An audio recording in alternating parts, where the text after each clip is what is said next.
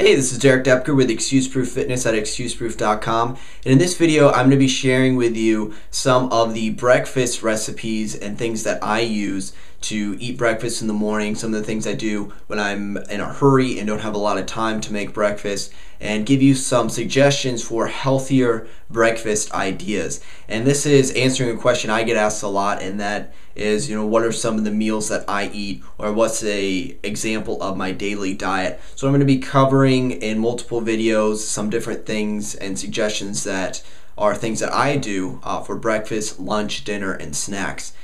So to begin with, I want to make a point that this is not, something that everyone needs to follow. What's going to work best for your body is unique to you, and just because I eat something or like something doesn't necessarily mean it's going to be what's best for your goals. Because, for instance, my main focus is on building muscle and gaining weight. So if your goal is fat loss, although a lot of these foods are foods I'd recommend, you might want to manipulate it a little bit differently depending on your needs. So for instance, I eat a lot more carbohydrates than a person that is strictly concerned with losing fat might want to eat.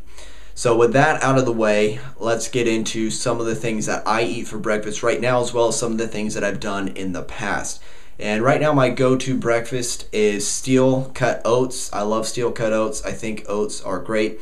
And I know I generally kind of discourage people from eating a lot of grains. I think oats are a little bit better than usual, but some people do have a sensitivity to them. So if that's the case for you, you can replace steel cut oats with quinoa. And this is something that I also do every now and then, that instead of having my usual breakfast of steel cut oats, I'll just, it's going to take about the same amount of time to cook up on the stovetop some quinoa. And you can also use buckwheat, which is another thing I've used in the past. And buckwheat is high in protein, it cooks up like oats, and a lot of the same flavoring stuff that I'm going to share with you, you can do for those things as well. And quinoa and buckwheat are both gluten-free. Oats can be purchased gluten-free, and really the concern with oats is that they can be contaminated with gluten in where they're processed at. But naturally they don't really contain much of any gluten. Now they can still be hard to digest for some people because of some other stuff found in them. So I've just personally found that I do well with oats, and so I'm okay with them. And the way I prepare the oats, I cook them on the stove top. It takes me about 10 minutes. Some recipes call for slow cooking steel cut oats for like 30 minutes. I don't really bother with that. About 10 minutes is good enough for me. And then I use some almond milk on it, and I add some cinnamon. And cinnamon is a great spice for helping process carbohydrates. This helps with blood sugar regulation, and studies have shown people that have taken cinnamon actually have they burn fat and build muscle.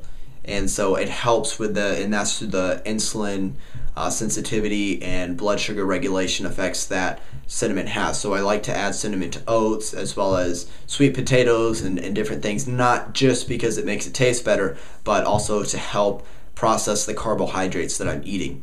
And then I will usually add a little bit of sweetener. I like to use honey, raw honey, and honey's been shown to not have the same effect on the body and triglycerides as something like pure fructose. So this is a healthier sweetener, but of course if you do have a sugar sensitivity or watching your sugar content, you might want to use something like stevia or another sweetener like that instead.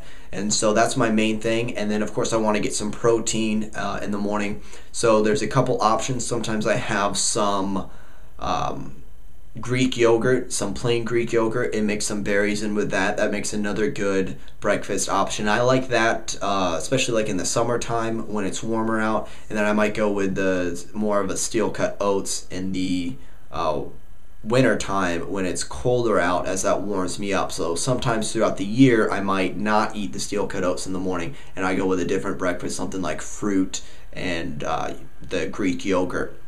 So it's never set in stone. Now besides Greek yogurt, I also like kefir, and kefir is a great source of healthy probiotics. And generally speaking, people that have a sensitivity to dairy can still handle cultured dairy like kefir, but that's not always the case, and not everyone does well with dairy. So another option, and something that I tend to do, is just have a protein shake. And so one of the protein shakes could be a whey protein, which once again is dairy. So if that's not an option, then I also like to use some of the vegetarian proteins out there. Probably my favorite would be hemp protein. It's very easy to digest, and I do like things that are easier to digest in the morning, not too heavy, not going to weigh me down. So I really like hemp protein, and any good quality protein will work. There's also rice protein, which is good, and there's a few other different proteins that you can try. The thing that some people do is they juice in the morning, and that's a great option to just have some juiced vegetables. I still like to include some sort of protein, so if you want to make a vegetable juice and mix in a let's say a hemp protein to that. For some people that are, they love their sugary cereals and everything like that, the cereals with the milk, then some healthier options to sort of transition away from that. There are some decent cereals out there, and one thing that I recommend is if you go to a health food store, you can usually find big bags of something like just a plain organic puffed brown rice. Or you can find they might have some buckwheat cereals and quinoa cereals and things like that. And these are pretty good. And instead of having milk, you can use almond milk or hemp milk, or go with some sort of cultured dairy like a Greek yogurt or a kefir instead. And this will help transition, still kind of keep that routine and maybe just having the breakfast cereal, but now switching it out with something that's a little bit better of an option. So that's one thing that I recommend, and I do that myself sometimes just for the convenience of having those cereals that you just pour out of a box.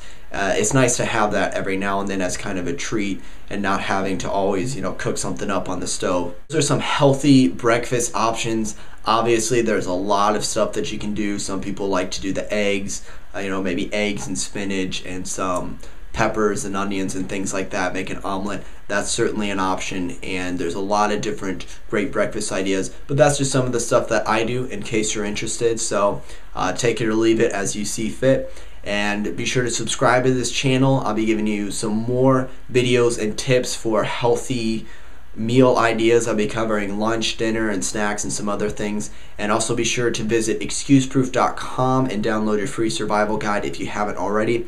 And finally, I have some books on Amazon, 50 Fitness Tips You Wish You Knew and How to Stick to a Diet, where I give more recipes and healthy eating tips that you can check out. Take care.